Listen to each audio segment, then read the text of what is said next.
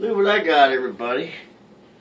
This is the corned beef hash that I was talking about. This is the third of three. We've tried Southgate and we've tried Armour, and now I got this one here.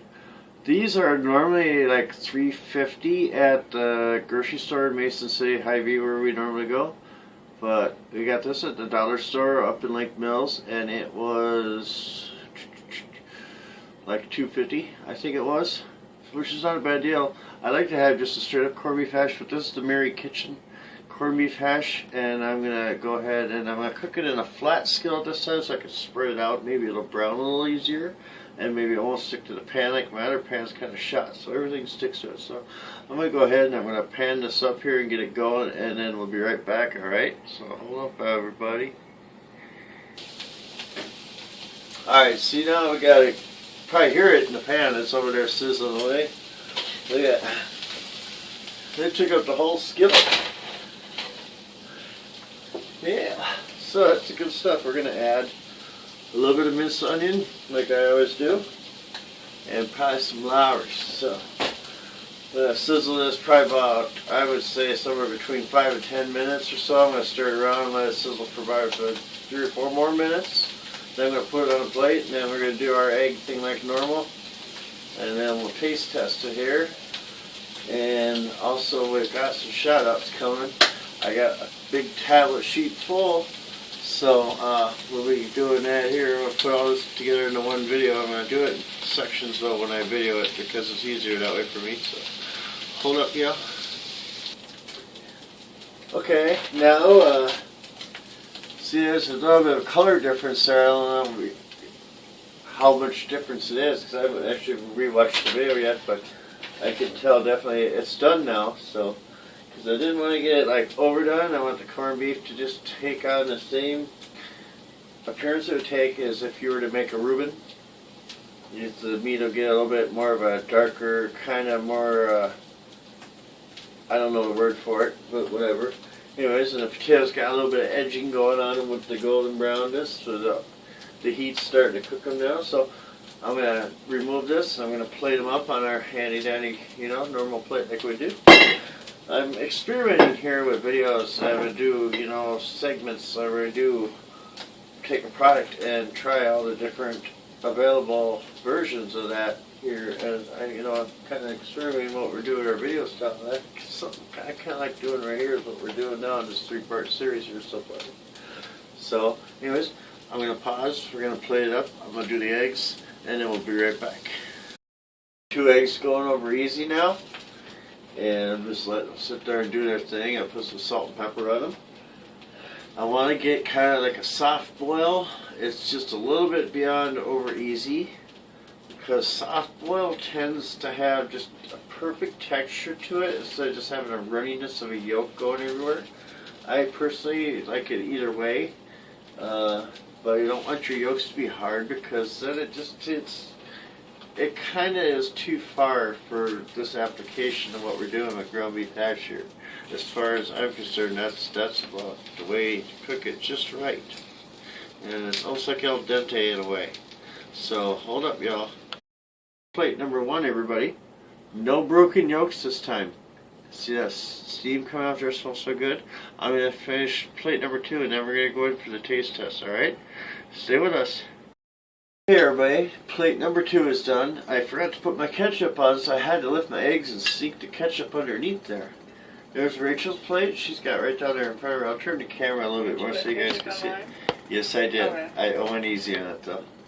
So here we go. I'm going to cut a piece off. Oh, okay. Well, I put enough on there, you'll notice. I like to get a little bit of egg with my corned beef hash, because that's the perfect way to have it. Okay, so there we go. Look at that, everybody. Doesn't that look delicious?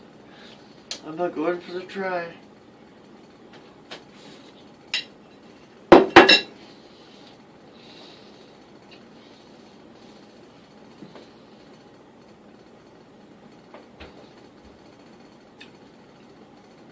Wow, that is delicious.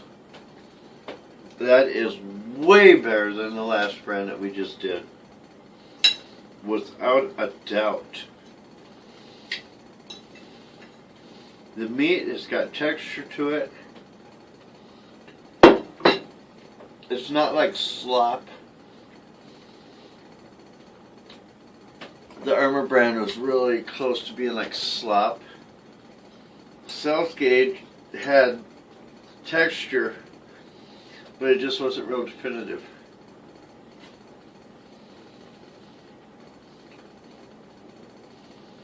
Tell everybody what you think of that one. I don't really care for it. I can't rate it. Mm-hmm. Well, I love it. Especially if I can't feel it in my mouth. Mm-hmm.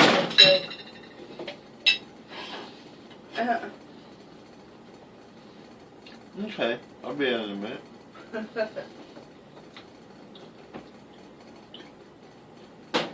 Okay. Well, that has been part 3 of our corned beef hash with fried egg and a little bit of ketchup. This was something that we had where I lived at in Minneapolis. We lived down on the projects. I know I've said it 100,000 times, but it's true.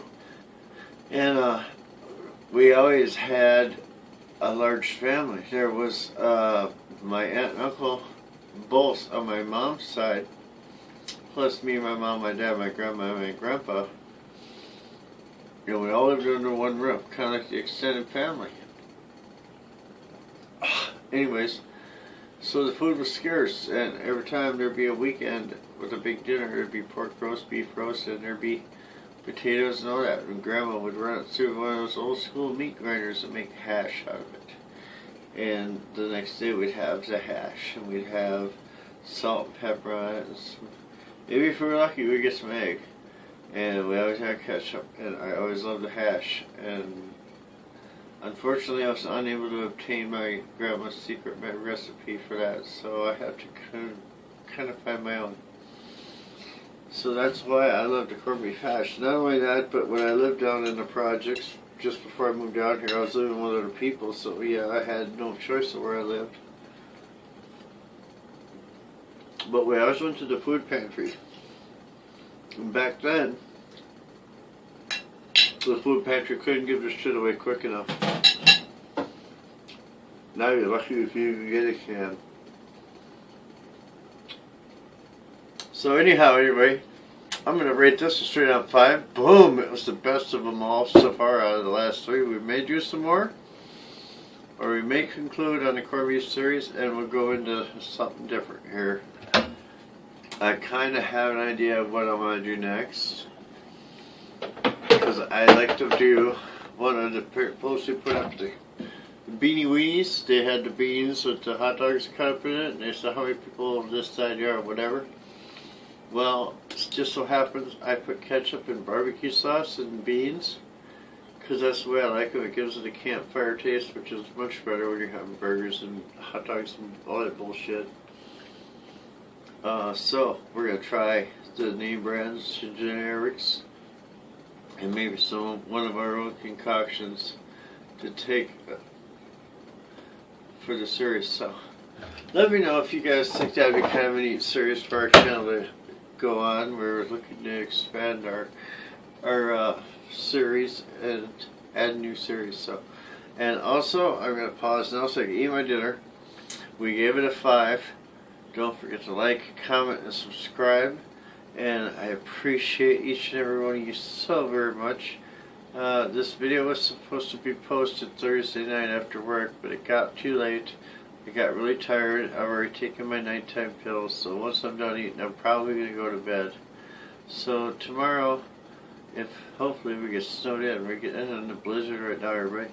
So I'll get the shout-outs done up in the middle of the day when I'm wide awake and refreshed, and I can really get time to research a lot of the subscribers, so that I could maybe make a little commentary about each one other than just saying their name, you know, because that gets to be so robotic.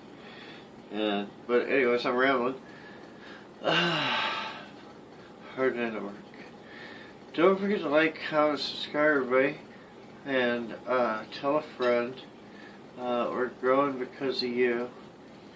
And I know Joey's World Tour says the same routine, but I say it because it inspires me to be that kind of person, to appreciate my viewers like Joey does.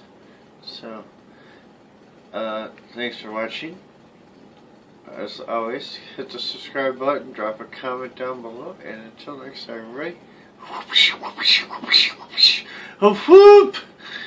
Too easy. Thanks for watching, and the subscribers shout out will follow this video about 2 seconds blank, and then you'll have a video. So, peace from the kitchen at East.